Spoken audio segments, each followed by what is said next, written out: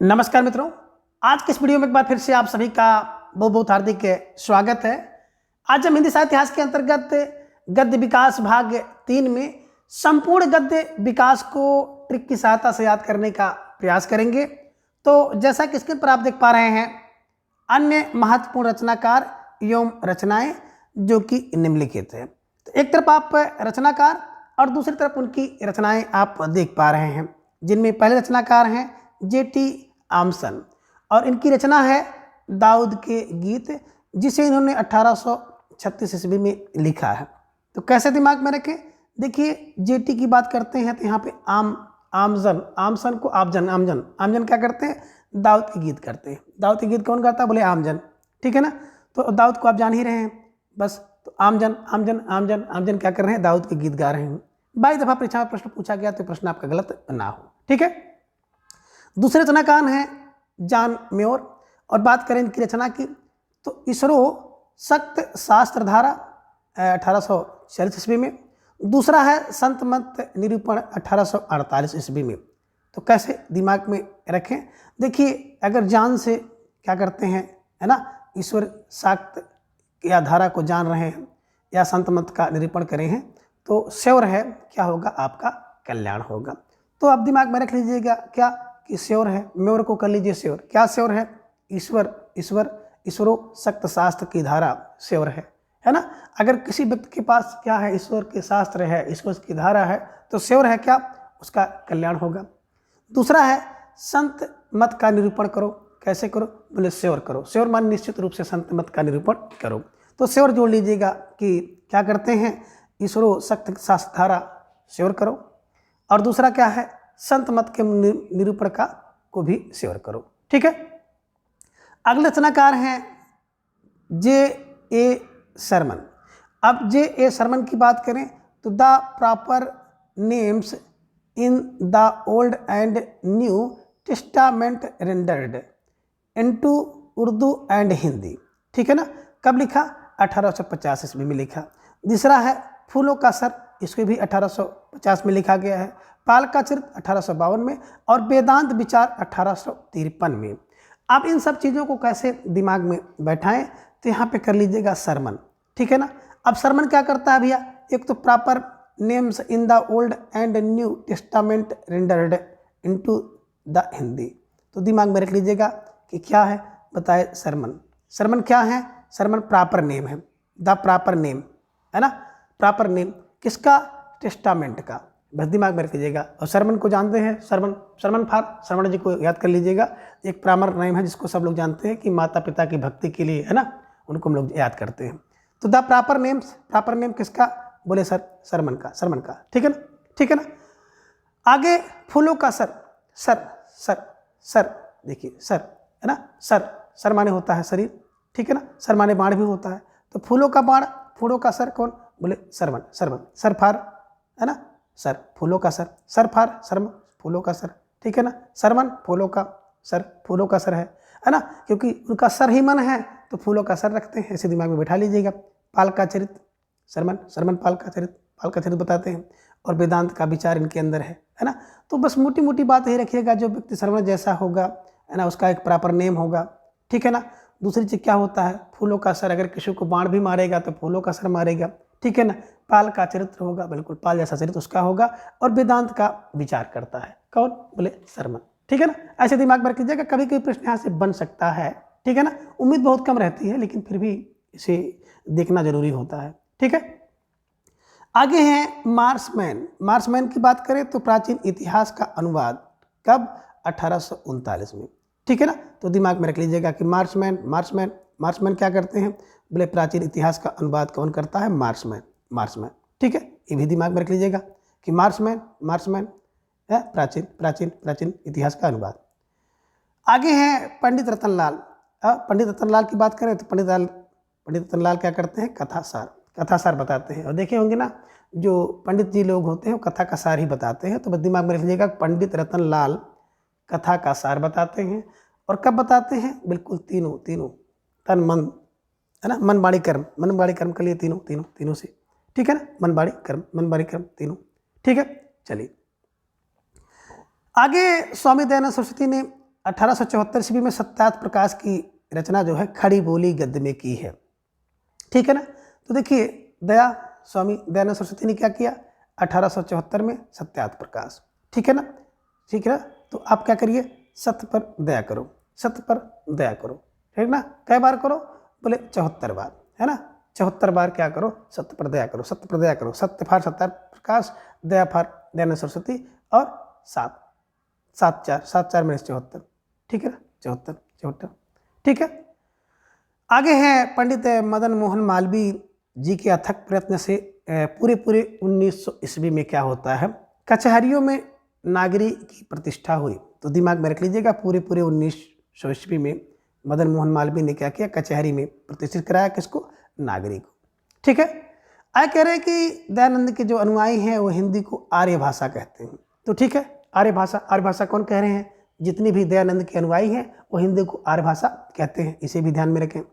और हिंदी भाषा की प्रथम पत्रिका है उदंत मार्तंड। इसका प्रकाशन 30 मई 1826 ईस्वी को कानपुर के निवासी, जिनका नाम है पंडित जुगल किशोर, के संपादकत्व में हुआ है। तो ये भी बात ध्यान में रखिएगा कि 30 मई 1826 को कानपुर निवासी पंडित जुगल किशोर के संपादक में हुआ प्रथम, ठीक है ना, प्रथम पत्रिका, ये भी दिमाग में रखिए। अब उदंत मार्तंड क्या है, एक साप्ताहिक पत्रिका थी जो कलकत्ता से छपती थी। उदंत मार्तंड में खड़ी बोली का मध्य देशीय भाषा के नाम से उल्लेख हुआ है। यानी खड़ी बोली का जो नाम है ना, वो मध्य देशीय नाम से हुआ। दिमाग में रख लीजिएगा, कभी भी प्रश्न यहाँ से बन सकता है कि उदंत मार्तंड में खड़ी बोली है ना, किस नाम से खड़ी बोली का उल्लेख किया गया है, तो मध्य देशीय भाषा के नाम से उल्लेख किया गया है, इसे दिमाग में रखिएगा। अब उदंत मार्तंड के बारे में बता रहे हैं कि उदंत मार्तंड के जो प्रकाशन के दिन को आधार मान करके 30 मई को राष्ट्रीय हिंदी पत्रकारिता दिवस भी मनाया जाता है। क्यों? क्योंकि 30 मई 1826 को पहली बार, है ना, समाचार पत्र कौन, उदंत मार्तंड लिखा गया। इस कारण से 30 मई की जो तिथि है, इस तिथि को राष्ट्रीय हिंदी पत्रकारिता दिवस के रूप में मनाया जाता है। ठीक है। आगे बता रहे हैं, कलकत्ता में सन 1854 ईस्वी में हिंदी का पहला दैनिक समाचार सुधा वर्षण श्याम सुंदर सेन ने लाया। ठीक है ना। क्यों? क्योंकि जो पहला समाचार पत्र था उदंत मार्तंड पंडित जुगल किशोर के संपादकत्व में 1826 में कलकत्ता से, एक साप्ताहिक था। ठीक है ना। लेकिन दैनिक की बात आती है तो 1854 में। ठीक है ना। यानी कि 26 के बाद काफ़ी लंबा समय लगा है, 54 में दैनिक समाचार पत्र समाचार सुधा वर्षण, ठीक है ना, श्याम सुंदर सेन के संपादक में लगाया गया। चलिए अब आगे देखिए, लगे हाथ हम लोग थोड़ा सा यहाँ पे देख लेंगे। गद्य के विकास के क्रम में इन पत्रिकाओं का भी बहुत महत्वपूर्ण योगदान है। तो प्रारंभिक समय के कुछ प्रमुख समाचार पत्र, उनके संपादक, वर्ष और प्रकार, सबको हम लोग देखते हुए चलेंगे। ये 2 प्रकार से भी महत्वपूर्ण है। एक तो पत्रकारिता के दृष्टि से आप देखेंगे तो भी महत्वपूर्ण है, दूसरा गद्य के विकास के दृष्टिकोण से भी महत्वपूर्ण है, इसलिए इसे जरूर देखिए। ठीक है ना। तो बात करें समाचार पत्र, उनके संपादक, वर्ष, प्रकार और स्थान, ठीक है ना, सबको हम लोग देखते चलेंगे। बात करें, पहला समाचार पत्र है उदंत मार्तंड, संपादक इसके हैं जुगल किशोर, वर्ष है 1826 ईस्वी, साप्ताहिक है और कलकत्ता से छपता था। कैसे दिमाग में रखेंगे, तो देखिए जो उदंड होता है, उदंड को करिए उदंड। उदंड कौन है, बोले सर किशोर, है ना। जो किशोर होते हैं ना, ये बड़े उदंड टाइप के होते हैं। हर व्यक्ति जब किशोर अवस्था में होता है तो उदंडता करता है, शरारत करता है। तो ऐसे क्लू में लगाइएगा, उदंड कौन, बोले किशोर। ठीक है ना। अब कौन है, उदंड है, कौन, उदंड, उदंड कौन, किशोर। क्या करता है, 26 सप्ताह कहाँ, कलकत्ता में रहा है, या 26 सप्ताह के लिए कलकत्ता में गया है। बस टिक बना लीजिएगा, कौन, बोले उदंड है, कौन, किशोर, इसलिए 26 सप्ताह के लिए कलकत्ता गया। 26 फार 1826, सप्ताह फार साप्ताहिक पत्र है, और कलकत्ता गया फार मतलब कलकत्ता से प्रकाशित होता था। इसे दिमाग में रख लीजिएगा कि कौन, बोले उदंड है, कौन, किशोर, इसलिए 26 सप्ताह के लिए कलकत्ता गया। ठीक है। चलिए अगला जो समाचार है वो बंगदूत, संपादक इसके हैं राजा राम मोहन राय, वर्ष है 1829 ईस्वी में, साप्ताहिक है और कलकत्ता से प्रकाशित होता था। तो ये सब चीज़ें ध्यान में रखने योग्य हैं। कैसे रखेंगे, देखिए दूत की बात करें तो दूत, बंगदूत को हम लोग करते हैं दूत, कौन, राजा का होता है तो राजा राम मोहन राय हो जाए। और दूत कितने हैं बताया, 9 दूत, दो दूत हैं। कितने हैं, दोनों दूत, 2 है ना। तो 2 दूत हो गए, दोनों दूत क्या करते हैं, बोले सर सप्ताह भर के लिए कलकत्ता जाते हैं। बस ऐसे क्लू बनाइए कि किसका, बोले दूत, किसका, राजा राम मोहन के, कौन, बोले दूत, राजा राम मोहन के दूत, कौन दूत? दोनों दूत। तो दोनों राजा राम मोहन राय के दूत क्या करते हैं? सप्ताह भर के लिए कलकत्ता जाते हैं। सप्ताह फार साप्ताहिक, कलकत्ता फार कलकत्ता में छपता था। और दोनों मतलब दोनों दोनों यानी कि 29, ठीक है ना, 29 में 2 वर्ष यानी 3 वर्ष बाद, ठीक है ना। यानी कि जब पहला क्या होता है समाचार पत्र प्रकाशित होता है 1826 में, उसके 3 वर्ष बाद 1929 ईस्वी में कौन दूत? किसका? राजा राम मोहन द्वारा, है ना। 29 में साप्ताहिक कलकत्ता से ही ये भी छापा जाता है, ठीक है। चलिए आगे क्या होता है कि प्रजा का मित्र यानी कि प्रजा मित्र, है ना। तो प्रजा का मित्र कौन, है ना, 1834 ईस्वी में प्रजा मित्र छपा साप्ताहिक और कलकत्ता से। अब इसे कैसे दिमाग में रखें? देखिए प्रजा का मित्र क्या करता है? 34 सप्ताह से कलकत्ता में है, ये भी दिमाग में रखिएगा, है ना। राजा का दूत दोनों कहाँ है? कलकत्ता में है। उदंत किशोर भी 26, है ना, सप्ताह के लिए कलकत्ता गया हुआ है। तो एक मोटा मोटा क्लू बना लीजिएगा कि क्या होता है लगातार हिंदी पत्र के लिए। अब दिमाग में बैठाइए कि हिंदी पत्र के लिए ही ले लीजिएगा, है ना। कौन? बोले उदंड किशोर जो है 26 सप्ताह के लिए कलकत्ता गया। राजा के दोनों दूत क्या करते हैं? सप्ताह भर के लिए कलकत्ता जाते हैं। और प्रजा का मित्र भी क्या करता है? फौरन 34 सप्ताह के लिए कहाँ? कलकत्ता जाता है, ठीक है ना। तो प्रजा मित्र 34 फार 1834 में सप्ताह फार साप्ताहिक है और कलकत्ता से छपता है, ठीक है। अब देखिए आगे यहाँ पे थोड़ा सा अंतर आया। क्या आया? तो जब इतना 3 लोग गए यानी कि 3 पत्रिकाएं वहाँ से छपी, साप्ताहिक छपी, तो क्या हुआ? बनारस अखबार फट से बनारस अखबार छपा। किसने छापा? राजा शिव प्रसाद सितारे हिंद ने छापा। कब छापा? 1845 ईस्वी में छापा। साप्ताहिक है और काशी से है, ठीक है ना। तो दिमाग में रख लीजिएगा क्या हुआ कि बनारस में कौन? राजा शिव प्रसाद सितारे हिंद 45 सप्ताह के लिए क्या करते हैं? काशी में आ गए बनारस से, ठीक है ना। अब बनारस अखबार को अब कह लीजिए बनारस अखबार के लिए कौन? राजा शिव प्रसाद सितारे हिंद क्या करते हैं? 45 सप्ताह के लिए काशी में आ गए, ठीक है ना। तो ये कर दीजिएगा कि बनारस अखबार को छापने के लिए राजा शिव प्रसाद सितारे हिंद 45 सप्ताह के लिए काशी में आ गए, ठीक है ना। ऐसे दिमाग में रख लीजिएगा, ठीक है। और ये भी आप कह सकते हो कि बनारस में कौन? बोले शिव क्या करते हैं? 45 सप्ताह से काशी में रह रहे हैं। तो बनारस में शिव प्रसाद 45 सप्ताह से काशी में रह रहे हैं। तो बनारस अखबार के लिए शिव प्रसाद सितारे हिंद क्या करते हैं? 45 सप्ताह से काशी में रह रहे हैं। ऐसे दिमाग में रख लीजिएगा, ठीक है। आगे फिर वही मार्तंड संपादक हैं नसरुद्दीन 1846 ईस्वी में साप्ताहिक और कलकत्ता से। फिर देखिए सिलसिला कलकत्ता का फिर आ गया। कौन? देखिए मार्तंड कोई व्यक्ति है जो नसीरू है। नसीरू माने नशा करता है। तो वो भी क्या करता है? 46 सप्ताह के लिए कलकत्ता जाता है कि उसकी नशा उसकी छूट जाए, है ना। तो अब दिमाग में रख लीजिएगा कि नशेरी व्यक्ति क्या करता है? 46 सप्ताह के लिए कलकत्ता जाता है पत्र छापने के लिए दिमाग में रख लीजिएगा, ठीक है ना। मार्तंड है, बोले मार्तंड तो नसीरू है, इसलिए इसे 46 सप्ताह के लिए कलकत्ता भेज दो, ठीक है ना। तो मार्तंड नसीरू है, इसलिए 46 सप्ताह के लिए इसे कलकत्ता भेजो, ठीक है। आगे कह रहे हैं अगला समाचार पत्र है मालवा अखबार, प्रेम नारायण का है, 1849 ईस्वी में साप्ताहिक है और मालवा। कैसे दिमाग में रखें? तो देखिए मालवा प्रेम के कारण, मालवा प्रेम माने मालवा अखबार, प्रेम माने प्रेम नारायण उसके संपादक हैं। तो मालवा प्रेम के कारण क्या होता है ना, 49 सप्ताह रुक गया। कोई व्यक्ति है जो मालवा के प्रेम में यानी कि मालवा गए रहे होंगे, तो मालवा क्या हो गया, इतना ज़्यादा प्रेम उनको मिला कि उस प्रेम के वशीभूत होकर के 49 सप्ताह तक मालवा में ही रुक गए, ठीक है ना।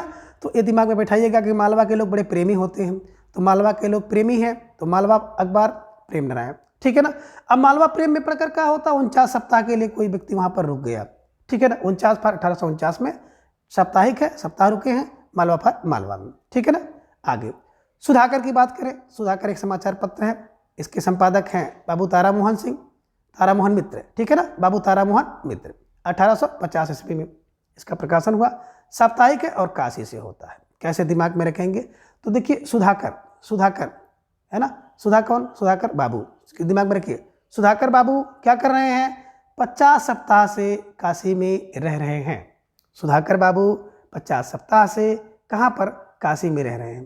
तो ये सबको बैठाना पड़ेगा, सुधाकर, बाबू फार बाबू तारामोहन मित्र, 50 फार 1850, सप्ताह फार साप्ताहिक है और काशी में रह रहे हैं यानी कि काशी में, ठीक है ना। अभी तक जितने भी समाचार पत्र आपने देखा है सभी साप्ताहिक हैं, ठीक है ना, और लगातार आप इनको देखते चले आ रहे हैं, ठीक है। चलिए अब देखिए अगला जो समाचार पत्र आप देख रहे हैं बुद्धि प्रकाश। बुद्धि मुंशी सदा सुखलाल इसके संपादक हैं। 1852 ईस्वी में साप्ताहिक है और आगरा से छपता है। कैसे दिमाग में रखेंगे, देखिए बुद्धि की बात करें, बुद्धि तो मुंशी के पास होती है, जो मुंशी होगा तो बुद्धि मुंशी, ठीक है ना। अब बुद्धि के लिए कौन मुंशी, कहाँ, बोले 52 सप्ताह के लिए आगरा में गया। तो दिमाग में रख लीजिएगा कि कोई मुंशी है जो बुद्धि के लिए, यानी कि बुद्ध के प्रकाश के लिए, है ना, कौन मुंशी, बुद्ध के प्रकाश के लिए मुंशी 52 सप्ताह के लिए आगरा जाते हैं, ठीक है ना। तो दिमाग में रख लीजिएगा कि बुद्ध के प्रकाश के लिए मुंशी 52 सप्ताह के लिए आगरा जाते हैं।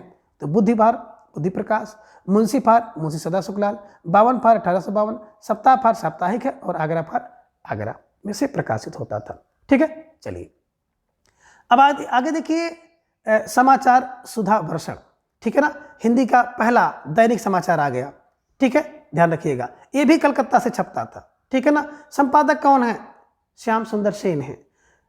समय 1854 ईस्वी में। अब दिमाग में रखिएगा, ठीक है ना। कौन, बोले सर सुधा, समाचार सुधा वर्षण, समाचार का सुधा वर्षण, है ना। अब देखिए समाचार हो और सुधा बरसाए तो क्या होगा, तो भैया सुंदर होगा। कोई समाचार आप दीजिए और उससे क्या हो जाए, सुधा बरसे, अमृत बरसे, तो सुंदर होगा कि नहीं होगा, बिल्कुल श्याम सुंदर, सुंदर होगा, सुंदर पार श्याम सुंदर हो गया। तो क्या करोगे, तो भैया 54 दिन, है ना, 54 दिन क्या हो रहा है कलकत्ता में। दिमाग में रख लीजिएगा। कौन बोल रहे हैं कि समाचार का सुंदर सुधा, समाचार की सुधा क्या हो रही है, सुंदर तरीके से 54 दिन से कलकत्ता में बह रही है, प्रवाहित हो रही है। तो दिमाग में रख लीजिएगा। और दूसरा ट्रिक ये भी बना सकते हैं कि सुधा और श्याम सुंदर क्या कर रहे हैं, 54 दिन के लिए कलकत्ता गए हुए हैं। तो सुधा श्याम सुंदर, सुधा श्याम सुंदर, सुधा श्याम सुंदर के साथ 54 दिन से कलकत्ता में रह रहे हैं या 54 दिन के लिए कलकत्ता में गए हुए हैं। तो जब सुधा की बात आ जाएगी तो समाचार सुधा वर्षण, सुंदर के साथ श्याम सुंदर, है ना, 54 दिन फार दैनिक और कलकत्ता फार कलकत्ता में, ठीक है। आगे देखिए अगला समाचार पत्र है प्रजा हितैषी। बात करें प्रजा हितैषी कौन है, राजा लक्ष्मण सिंह। तो प्रजा हितैषी राजा लक्ष्मण सिंह प्रजा हितैषी हैं और क्या करते हैं, 1855 में आगरा। तो दिमाग में रख लीजिएगा कि प्रजा के हित के लिए कौन, राजा लक्ष्मण सिंह क्या करते हैं, 55 बार आगरा गए, 55 बार आगरा गए। इस चीज़ को दिमाग में रखिएगा कि प्रजा के हित के लिए राजा लक्ष्मण सिंह 55 बार आगरा गए। प्रजा के हित के लिए राजा लक्ष्मण सिंह क्या करते हैं, 55 बार आगरा जाते हैं, ठीक है। आगे है जगतदीप भास्कर। जगतदीप भास्कर की बात करें तो मोहम्मद नसरुद्दीन 1846 ईस्वी में और कलकत्ता से प्रकाशित होता था। कैसे दिमाग में रखें, देखिए बात करें जगतदीप, कोई जगतदीप है ना, वो क्या है, नशेरू है, नशेरू। अब नशेरू व्यक्ति है तो इसे भी दिमाग में रखिएगा। एक अपने आपने और देखा था, कौन, एक मार्तंड भी नशेरू था, ठीक है ना, और एक जगतदीप है, ये भी नशेरू है।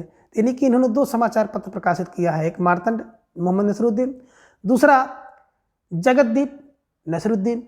तो ये दिमाग में रखिएगा, एक जगतदीप नशेरी है और दूसरा कौन, मार्तंड नशेरू है ना। इसलिए क्या करते हैं, उसे 46 बार 4-6 बार कलकत्ता भेजते हैं, ठीक है ना। तो नशेरी व्यक्ति अगर हो जाता था उसको क्या करते हैं, कलकत्ता भेजना पड़ता है। 4-6 बार तो भेजना ही पड़ेगा, 4-6 बार कलकत्ता, ठीक है, दिमाग में रख लीजिएगा। अगला समाचार पत्र है लोकमित्र। बात करें लोकमित्र की, ईसाई मिशनरी द्वारा इसका संपादन किया गया, 1863 में किया गया आगरा से, ठीक है ना। तो दिमाग में रखिएगा कि लोक का मित्र कौन है, बोले ईसाई तो लोक के मित्र है, इसलिए क्या करते हैं, उल्टे सीधे 63 बार कहाँ पे, आगरा जाते हैं। तो दिमाग पर रख लीजिएगा कि लोक मित्र, है ना, ईसाई, लोक के मित्र जो ईसाई हैं वो 63 बार आगरा जाते हैं, ऐसे दिमाग में रखिएगा। अवध अखबार। अब अगला समाचार पत्र है ज्ञानदायिनी पत्रिका।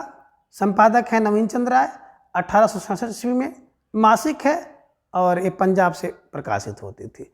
कैसे दिमाग में रखें, तो देखिए ज्ञानदायिनी, ज्ञान दीजिए, कैसा, बोले नवीन ज्ञान दीजिए, नवीन ज्ञान कितना, बोले 6-7 महीने में, है ना। अगर कोई नवीन ज्ञान लेना तो आपको 6-7 महीना तो खर्च करना पड़ेगा, 6-7 महीना तो देना ही पड़ेगा, है ना। और क्या, बिल्कुल पंजाब से प्राप्त कर लीजिए। तो नवीन ज्ञान नवीन ज्ञान नवीन ज्ञान नवीन ज्ञान ज्ञान लीजिए, नवीन लीजिए और कम से कम 6-7 महीने में लीजिए। और कहाँ? पंजाब में जा करके, पंजाब में जा करके। यानी कि ज्ञान की बात करते हैं तो ज्ञानदायिनी पत्रिका, ज्ञान की बात करेंगे तो ज्ञानदायिनी पत्रिका। नवीन की बात करेंगे तो नवीन फार नवीन चंद राय की है। 6-7 बार की बात आती है तो 6-7 मतलब 1867 माह माने मासिक है और पंजाब में जाना पड़ेगा, यानी कि पंजाब से प्रकाशित होती थी। इसे भी ध्यान में रखें। अगला जो समाचार पत्र है तत्वबोधिनी पत्रिका, तत्वबोधिनी है ना, 65 में 1865 में बरेली से। तो दिमाग में इसको भी रखना होगा कि तत्वबोधिनी, तत्व का बोध करना है, तत्व का बोध करना है तो क्या करो? 65 बार बरेली जाओ, ठीक है ना। 65 बार तत्व के बोध के लिए 65 बार बरेली जाओ। वृत्तांत विलास की बात करें तो वृत्तांत विलास 1867 में मासिक है और जम्मू। तो दिमाग में रख लीजिएगा कि वृत्तांत का विलास जानने के लिए आपको क्या करना पड़ेगा भैया? 6-7 बार तो आपको कहाँ? मासिक है, 6-7 माह के लिए क्या करना पड़ेगा आपको? जम्मू कश्मीर जाना पड़ेगा, ठीक है ना, वृत्तांत विलास के लिए, ठीक है। नवीन ज्ञान के लिए 6-7 बार, नवीन ज्ञान के लिए 6-7 बार कहाँ पे जाना पड़ेगा? पंजाब जाना पड़ेगा। और बोध करने के लिए आपको 65 बार बरेली जाना पड़ेगा और वृत्तांत को जानने के लिए आपको 6-7 माह के लिए जम्मू जाना पड़ेगा। तो दिमाग में रख लीजिएगा कि नवीन ज्ञान के लिए भैया है ना, आपको 6-7 बार 6-7 महीने के लिए पंजाब जाना पड़ेगा। तत्व का बोध के लिए 65 बार बरेली जाना पड़ेगा और वृत्तांत विलास के लिए आपको 6-7 बार 6-7 माह के लिए कहाँ पर? जम्मू पर, ठीक है ना। तो आप दिमाग में मोटी मोटी बात रखिएगा कि नवीन ज्ञान के लिए या वृत्तांत विलास के लिए आपको 6-7 माह के लिए, ठीक है ना, जाना पड़ेगा। ज्ञान लेना है तो पंजाब जाइए और वृत्तांत जानना है तो जम्मू जाइए, ठीक है। दिमाग में ऐसे मोटी माटी क्लू बना लीजिएगा, आसानी से याद हो जाएगा, ठीक है। आगे बता रहे हैं कि बंगदूत पत्रिका का प्रकाशन हिंदी में अतिरिक्त, हिंदी के अतिरिक्त क्या है? अंग्रेजी, फारसी तथा बंगाली भाषा में भी होता था। इसे भी दिमाग में रखें। बनास अखबार की बात करते हैं तो बनास अखबार के विरोध में तारा मोहन मित्र ने सुधाकर पत्रिका का प्रकाशन किया था। वही सुधाकर बाबू, सुधाकर बाबू। आगे बात करें मुंशी सदा सुखलाल की जो पत्रिका है बुद्धि प्रकाश, है ना, ये नारुल बाजार का हिंदी रूपांतरण है, ठीक है। दिमाग में रखिएगा, कभी कोई प्रश्न पूछ लिया जाता है, बुद्धि प्रकाश नारुल बाजार है ना का हिंदी रूपांतरण है, ठीक। आगे पंडित बंशीधर ने आगरा से हिंदी उर्दू का एक पत्र निकाला था जिसके हिंदी कालम का नाम था भारत खंडामृत। तो बंशीधर भारत खंडामृत और उर्दू का कालम था, उसका नाम था अबे हयात। तो ठीक है ना, खंडामृत, भारत खंडामृत, बंशीधर ने उर्दू में अबे हयात निकाला था, ठीक है ना। आगे बता रहे हैं कि गारसा दा तासी एक फ्रांसीसी विद्वान थे जिन्होंने हिंदी साहित्य का पहला है ना इतिहास लिखा था, आप उसको जान रहे हैं।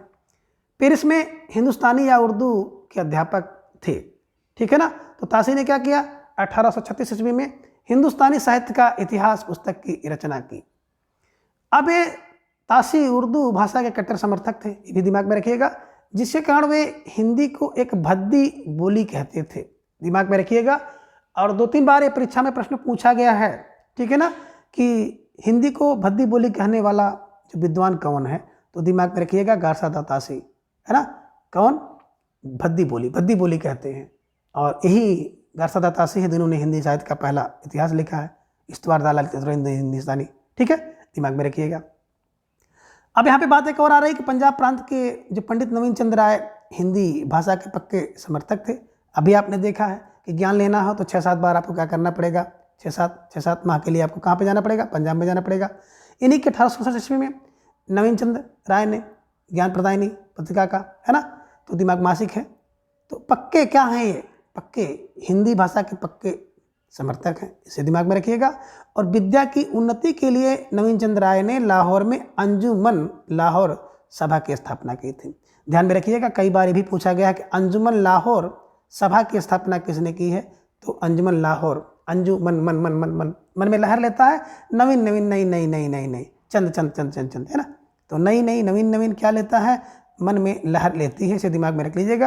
यानी कि नवीन चंद्र राय ने क्या किया था कि नवीन चंद्र राय ने अंजुमन लाहौर सभा की स्थापना की थी। अब नवीन चंद्र ने लाहौर में स्त्री शिक्षा का प्रचार जोर शोर से किया, इसे भी दिमाग में रखिएगा, है ना। आचार्य रामचंद्र शुक्ल ने पंजाब के श्रद्धाराम फुलरी को अपने समय का सच्चा हिंदी हितैषी और सिद्धहस्त लेखक माना है। तो ये बातें भी दिमाग में रखिएगा, है ना। कोई व्यक्ति कब सिद्धहस्त होगा, जब भैया सच्चा हितैषी होगा तो सिद्धहस्त होगा, है ना।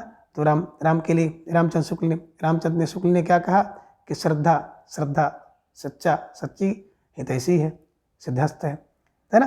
तो दिमाग में रखिएगा, यानी कि श्रद्धाराम फुल्लरी को समय का सच्चा हितैषी और सिद्धहस्त लेखक माना है। किसने माना है? शुक्ल जी ने माना है। इसे भी दिमाग में रखना है, ठीक है। और ये भी दिमाग में रख लिएगा कि राम के लिए क्या भैया? श्रद्धा, है ना, सच्ची होनी चाहिए, हितैषी होनी चाहिए और सिद्धहस्त होनी चाहिए, ठीक है। मोटा मोटा दिमाग में बैठा लेंगे तो ये भी दिमाग में आपके बैठ जाएगा। अब आगे श्रद्धाराम फुल्लरी जी की कुछ प्रमुख रचनाएं हैं, जिनमें पहला है सत्यामृत प्रवाह, दूसरा है आत्मचिकित्सा, तीसरा है तत्वदीपक, चौथा है धर्मरक्षा और पांचवा है उपदेश संग्रह, छठा है सतोपदेश। कैसे दिमाग में रखें? देखिए, जो इस व्यक्ति के पास श्रद्धा है ना, तो श्रद्धा ही क्या है? सत्य अमृत का प्रवाह है। तो श्रद्धा सत्यामृत का प्रवाह। श्रद्धा है आत्मचिकित्सा, अपनी आत्मचिकित्सा किससे? श्रद्धा से होगी। श्रद्धा से क्या होगा? तत्व के दीपक जलेगा, तत्व का दीपक श्रद्धा पर श्रद्धाराम फुल्लरी की रचना है। धर्म की रक्षा श्रद्धा से होगी, श्रद्धा करोगे तभी भैया धर्म की रक्षा होगी। तो धर्म में थोड़ा सा करनी पड़ेगी, धर्म श्रद्धा का विषय भी है, तो श्रद्धा धर्म रक्षा श्रद्धा से। उपदेश का संग्रह, बिल्कुल उपदेश का संग्रह वही व्यक्ति कर सकता है जिसमें श्रद्धा होगी तभी आप उपदेश सुनोगे, उपदेश सुनोगे तभी उपदेश का संग्रह करोगे। सतोपदेश कौन? बोले श्रद्धा, है ना, जिसके अंदर श्रद्धा होगी वही सतोपदेश दे सकता है। कहने का आशय है कि श्रद्धाराम फुल्लरी की ये सभी रचनाएं हैं, सत्यामृत प्रवाह, आत्मचिकित्सा, तत्वदीपक, धर्मरक्षा, उपदेश संग्रह और सतोपदेश, ठीक है। दिमाग में इसे भी रखिएगा। और आगे इन्होंने बताया कि श्रद्धाराम फुल्लरी की प्रसिद्ध आरती ओम जय जगदीश हरे की रचना किसने किया है? श्रद्धाराम फुल्लरी ने किया है। कैसे दिमाग में बैठाएं? देखिए भाई, अगर आपके अंदर श्रद्धा होगी, है ना, ईश्वर के प्रति, तभी आप ओम जय जगदीश हरे की आरती गाएंगे। श्रद्धा नहीं होगी तो नहीं गाएंगे। सुबह सुबह देखेंगे जिसके पास श्रद्धा होती है वो पूजा पाठ करता है, और पूजा पाठ करता है तो इसको जरूर गाता है ओम जय जगदीश हरे, ठीक है ना। तो ये श्रद्धा से ही होगा, जब श्रद्धा होगी तभी ओम जय जगदीश हरे होगा, ठीक है ना। इसकी रचना किसने किया है? श्रद्धाराम फुल्लरी ने किया। तो दिमाग में रखिएगा, श्रद्धा होगी तब ओम जय जगदीश करेंगे। यानी कि श्रद्धा की बात करें, श्रद्धाराम फुल्लरी ने क्या किया? प्रसिद्ध ओम जय जगदीश आरती इन्होंने रचना किया, ठीक है। चलिए आगे बात करते हैं राजा शिव प्रसाद सितारे हिंद की। 1823-1895 ईस्वी में भारतेंदु जी के गुरु थे। तो दिमाग में रखिएगा, सितारे हैं, राजा सितारे क्या हैं? बोले भैया 2-3 सितारे हैं, है ना, और 95 से चमक रहे हैं, 2395 सितारे हैं। ऐसे दिमाग में रख लीजिएगा, 2395 सितारे, 23 में जनता, 95 में इनकी मृत्यु हुई है। दिमाग में रखिएगा 23-95 सितारे, है ना। और क्या है? भारतेंदु जी के गुरु थे, इसे दिमाग में रखिएगा, ठीक है ना। अब बात करते हैं कि राजा शिव प्रसाद सितारे हिंद सन 1856 ईस्वी में शिक्षा विभाग में इंस्पेक्टर पद पर नियुक्त थे। इसे भी दिमाग में रखिए कि कभी कभी प्रश्न बन जाता था कि राजा शिव प्रसाद सितारे हिंद किस पद पर नियुक्त थे, ठीक है ना। तो हिंदी में बात करें, शिक्षा विभाग के इंस्पेक्टर हुआ करते थे, ठीक है ना। इन्हीं की शिक्षा विभाग में इंस्पेक्टर पद पर नियुक्त थे। प्रमुख रचनाएं जिनमें राजा भोज का सपना, दूसरा है आलसियों का कोड़ा, तीसरा है इतिहास तिमिरनाशक, चौथा है मानव धर्मसार, पांचवा है वीर सिंह का वृत्तांत, छठा है उपनिषद सार, सातवां है भूगोल हस्तामलक और आठवां है बाबा मनोरंजन, नौवां है वर्णमाला, 10वां है स्वयंबोध, 11वां है विद्यांकुर और 12वां है भाषा का इतिहास, एक लेख है गुटखा, 13वां, कई बार परीक्षा में पूछी गई, गुटखा को दिमाग में रखिएगा, ठीक है। और हिंदुस्तान के पुराने राजाओं का हाल, और 15वां है सिखों का उदय और अस्त। अब इन सभी 15 जो रचना है, इन्हें कैसे दिमाग में रखें कि आपके दिमाग में हमेशा के लिए आसानी से याद हो जाए। तो इसके लिए थोड़ा सा हम लोग क्लू बनाएंगे, मिर्च मसाला लगाएंगे, ताकि ये रचनाएं आपके दिमाग में आसानी से याद हो जाएं, ठीक है ना। अब देखिए, राजा शिव प्रसाद, बात करते हैं राजा शिव प्रसाद क्या करते हैं। बोले सर राजा भोज का सपना देखते हैं। तो राजा शिव क्या करते हैं, चूंकि राजा हैं तो राजा शिव राजा भोज का सपना देखते हैं, ठीक है ना। राजा भोज का सपना राजा शिव देखते हैं। आलसियों का कोड़ा, तो आलसियों को कोड़ा कौन मारते हैं? बोले सर राजा शिव क्या करते हैं, आलसियों को कोड़ा मारते हैं। आलसियों का कोड़ा फार, आलसियों का कोड़ा, ठीक है ना। आगे कह रहे हैं कि इतिहास तिमिर नाशक, इतिहास से तिमिर का नाश कौन करते हैं? बोले राजा शिव। राजा शिव क्या कर रहे हैं? इतिहास से तिमिर का नाश कर रहे हैं और मानव धर्म सार, मानव को धर्म का सार बताते हैं। कौन? राजा शिव। ऐसा राजा शिव है जो क्या कर रहे हैं? मानव को धर्म का सार पढ़ा रहे हैं, मानव को धर्म का सार बता रहे हैं। ठीक है, आगे बता रहे हैं कि वीर सिंह का वृत्तांत। कौन? राजा शिव। तो ऐसा राजा शिव क्या कर रहे हैं? वीर सिंह का वृत्तांत बता रहे हैं। और उपनिषद का सार किसको? राजा शिव सबको बता रहे हैं। उपनिषद सार राजा शिव। ठीक है ना। और भूगोल हस्तमालक है ना। अब भूगोल का हस्तमालक, भूगोल को हस्त में लेकर कौन टहलने वाला राजा है? तो बोले वो राजाओं में राजा शिव प्रसाद। कौन? भूगोल का हस्तमालक लेकर चलते हैं। ठीक है ना। बामा मनोरंजन कौन करता है? बोले राजा शिव प्रसाद क्या करते हैं? बामा मनोरंजन करते हैं, यानी कि बामा मनोरंजन की रचना है। वर्णमाला, बिल्कुल वर्णमाला पूरी तरह से कंठस्थ है ना। उत्कृष्ट ज्ञान है, किसको? बोले राजा शिव को। क्या है? वर्णमाला बिल्कुल कंठस्थ है। ठीक है ना। स्वयं का बोध स्वयं से करते हैं। कौन? बोले राजा शिव स्वयं का बोध करते हैं। विद्या का अंकुर किसमें? बोले राजा शिव में कूट कर भरा हुआ है विद्या का अंकुर। ठीक है ना। भाषा का इतिहास, बिल्कुल ढेर सारा भाषा का इतिहास, ढेर सारी भाषाओं का इतिहास। कौन? राजा शिव भाषा का इतिहास जानते हैं। गुटखा, ठीक है ना। वैसे गुटखा देखे होंगे ना, इस समय लोग खाते हैं, तो दिमाग में रख लीजिएगा गुटखा है ना। गुटखा से नफरत राजा शिव ने क्या किया? गुटखा पर बैन लगा दिया। ऐसे ट्रिक बना लीजिएगा कि राजा शिव कौन थे? वही राजा शिव जिन्होंने क्या किया? गुटखा पर बैन लगाया। गुटखा इनकी रचना है। और हिंदुस्तान के पुराने राजाओं का हाल चाल कौन? बोले राजा शिव। राजाओं में राजा शिव क्या करते थे? हिंदुस्तान के पुराने राजाओं का हाल चाल लेते थे। कौन लेते थे? राजा शिव लेते थे। और सिखों का उदय अस्त कौन देखा था? बोले सबसे अच्छा सिखों का उदय अस्त राजा शिव ने देखा। राजा शिव प्रसाद सितारे हिंद ने देखा। तो कहने का आशा है कि राजाओं में राजा शिव को लगा करके इनकी सारी रचनाओं को आप आसानी से याद कर सकते हैं। ठीक है ना। तो राजा शिव थे, राजा भोज का सपना देखते थे। राजा शिव आलसियों को कोड़ा मारते थे। राजा शिव क्या करते थे? इतिहास से तिमिर का नाश करते थे। मानव को धर्म का सार बताते थे। वीर सिंह का वृत्तांत राजा शिव बताते थे। उपनिषद का सार राजा शिव जानते हैं। भूगोल को हस्त में लेकर घूमते थे राजा शिव। बामा से मनोरंजन राजा शिव करते थे। वर्णमाला राजा शिव। स्वयं का बोध राजा शिव। विद्यांकुर राजा शिव में। इतिहास, भाषा का इतिहास राजा शिव। और गुटखा बैन राजा शिव ने लगाया। और हिंदुस्तान के पुराने राजाओं का हाल चाल कौन लेता था?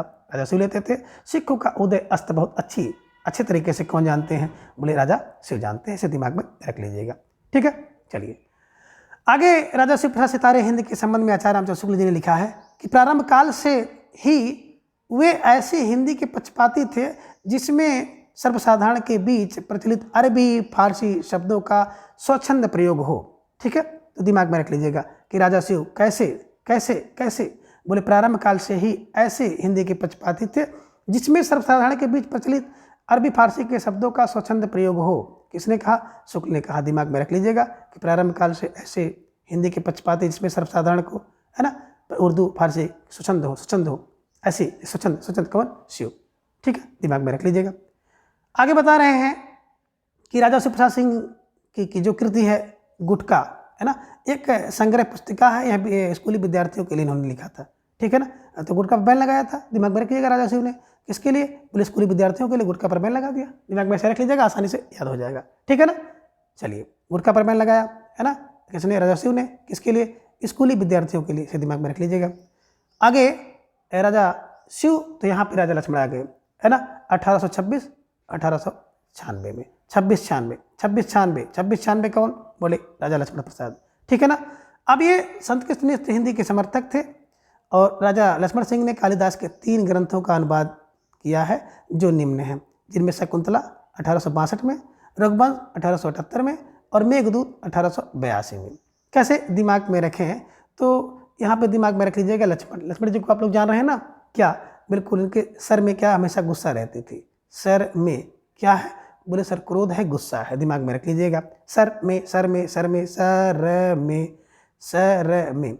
साफार शकुंतला नाटक 1862 में, राफार रघुवंश 1878 में और मेफार मेघदूत 1882 में। तो दिमाग में रख लीजिएगा कि लक्ष्मण के सर में है ना क्या? बोले हमेशा गुस्सा रहता था। ऐसे दिमाग में रख लीजिएगा। और ये भी कह सकते हो कि लक्ष्मण के सर में शक्ति लग गई, जैसे भी दिमाग में रख जाए, स र में, है ना। यानी कि जो कालिदास के 3 है ना ग्रंथ हैं जिनमें स र में, शाकुंतला, रघुवंश और मेघदूत, तीनों का इन्होंने अनुवाद किया। ठीक है। राजा लक्ष्मण सिंह ने रघुवंश के गद्य अनुवाद के प्राक कथन में लिखा है, खुद लिखते हैं कि हमारे मत में हिंदी और उर्दू 2 बोली न्यारी न्यारी है। हिंदी इस देश के हिंदू बोलते हैं और उर्दू यहाँ के मुसलमान और फारसी पढ़े हुए हिंदुओं की बोलचाल है। तो दिमाग में रख लीजिएगा कि ये कई बार परीक्षा में पूछी गई है। आप तरह तरह के जो टेस्ट सीरीज वगैरह देखते होंगे, यूट्यूब वगैरह पर लोग पूछते हैं, तो उसमें प्रश्न बहुतायत पूछा जाता है। ठीक है ना, कि किसने कहा कि हमारे मत में हिंदी और उर्दू 2 बोलियाँ न्यारी न्यारी हैं, है ना।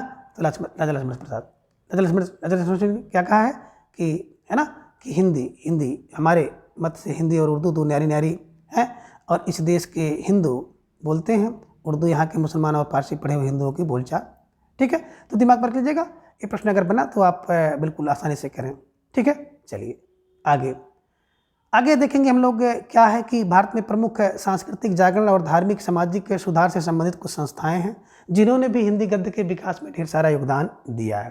कभी कभी यहाँ से भी प्रश्न बना हुआ है, जिनमें संस्था, स्थापना वर्ष और उसके संस्थापक हम लोग देखेंगे। ठीक है, बात करें संस्था की तो ब्रह्म समाज 1828 में राजा राम मोहन राय, तत्वबोधिनी सभा 1839 में देवेंद्र नाथ ठाकुर, प्रार्थना समाज 1867 में केशव चंद्र सेन के सहयोग से राणा डे, आत्माराम और देवेंद्र नाथ ने।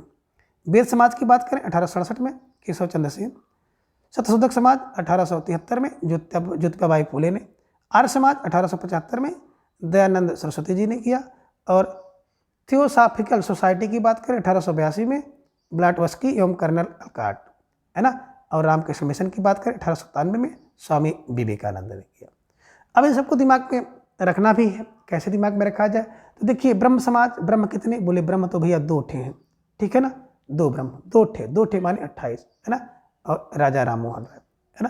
तो राजा राम मोहन की राय में क्या है, ब्रह्म 2 ठे हैं, 2 ठे, है ना, 2 ठे। ठीक है ना। तो ब्रह्म फार, है ना, राजा राम मोहन के अनुसार 2 ठे ब्रह्म, राजा राम मोहन राय 2 ठे। ठीक है ना। आगे हैं तत्व का बोध, तत्वबोध करो, है ना। तीनों से किसी भी तत्व का बोध करना है तो तीनों से करो, तीनों मन बाणी कर्म से करो।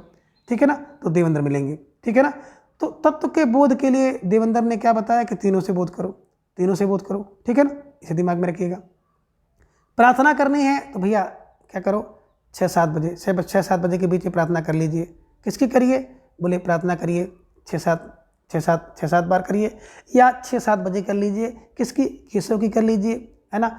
आत्मा से करिए, देवेंद्र की करिए। केशव और, है ना, देवेंद्र की आत्मा से करिए। कब करिए, पर डे करिए। तो दिमाग में रखिएगा, पर डे भैया प्रार्थना करो। कब करो, बोले प्रार्थना करो, है ना, 6-7 बार करिए, या 6 से 7 बजे के बीच में कर लीजिए। किसकी, केशव और देवेंद्र की करिए। आत्मा से करिए और हर डे, पर डे। तो पर डे का मतलब हो गया यहाँ पे रनाडे, डे फार रनाडे, हर डे करिए। आत्मा से करिए, हो गया आत्माराम। केशव की करिए, केशव चंद्रसेन। देवेंद्र की करिए तो देवेंद्र नाथ। ठीक है ना। तो आपको भैया प्रार्थना करनी है, प्रार्थना करिए। कब करिए, बोले 6-7 बजे के बीच में कर लीजिए, या दिन में 6-7 बार करिए। पर डे करिए रनाडे, आत्मा से करिए, केशव और देवेंद्र की करिए। दिमाग में रख लीजिएगा, आसानी से याद हो जाएगा। ठीक है। वेद की बात करें, वेद समाज, है ना, तो बिल्कुल 6-7 बार, है ना, केशव चंद्र सेन है भाई। वेद का भी 6-7 बार क्या करिए, नाम ले लीजिए, है ना। केशव वेद का नाम लीजिए, केशव का नाम लीजिए। ठीक है ना। वेद 6-7 बार क्या करिए, नाम ले लीजिए। केशव का नाम 6-7 बार ले लीजिए। और सत्य शोधक समाज, ठीक है ना। अगर सत्य, है ना, शोधक समाज की स्थापना करनी है तो बिल्कुल तह तक जाना पड़ेगा। तह माने 73, दिमाग में रख लीजिएगा। ठीक है ना। तो सत्य शोधक समाज के लिए क्या करना पड़ेगा, आपको 73 जाना पड़ेगा, तब आपको ज्योति मिलेगी। ठीक है ना। तो सत्य के शोध के लिए 73 जाएंगे, तब आपको ज्योति मिलेगी। ज्योति फार ज्योतिबा फूले। ठीक है। आगे है आर्य समाज 1875 में दयानंद सरस्वती। ठीक है, इसको भी दिमाग में रखें। तो आर्य समाज कितना है ना, 75 समाज दया। तो आर पर दया करिए, आर पर दया करिए। कब, बोले 7। हाँ, 7 5 5 5 7 बार 7 बार 5 बार, ठीक है। या आप ये भी कह सकते हैं कि आर्य समाज ये कितने बोले 75 लोग क्या करते हैं, दया करते हैं, ठीक है ना। चलिए आगे है थियोसॉफिकल सोसाइटी 82 सोसाइटी, और ब्लाट अलकाट। तो दिमाग में रख लीजिएगा कि सोसाइटी क्या करते हैं, 82 लोगों को बाइकाट कर देते हैं, बाइकाट ब्लाट अलकाट, ठीक है। 82 कहाँ पर, सोसाइटी से कितने लोगों को, 82 लोगों से क्या करते हैं, ब्लैक करते हैं, अलकाट करते हैं, ब्लैक काट करते हैं, ठीक है। आगे है रामकृष्ण मिशन की बात करें 97 में क्या करता है, विवेकानंद। तो रामकृष्ण का मिशन क्या है, 97 मिशन, किसके, बोले विवेक से, है ना। तो बताइए रामकृष्ण का मिशन है क्या करो भैया, 97 प्राप्त करो, 97% प्राप्त करो, किससे, स्वयं के विवेक से 97 विवेक में, ठीक है। तो रामकृष्ण का मिशन 97% और किससे, बोले विवेक से, ठीक है। तो 97 की बात आएगी 97 में, विवेक की बात आएगी विवेकानंद, ठीक है। मिशन की बात आएगी रामकृष्ण मिशन, ठीक है ना। इस प्रकार से इन सभी ट्रिक की सहायता से आप इन सभी तथ्यों को आसानी से याद कर सकते हैं। तो आज के इस वीडियो में बस इतना, अगले वीडियो में फिर हम इसके अगले भाग को जानेंगे। तब तक के लिए धन्यवाद, नमस्कार, बाय।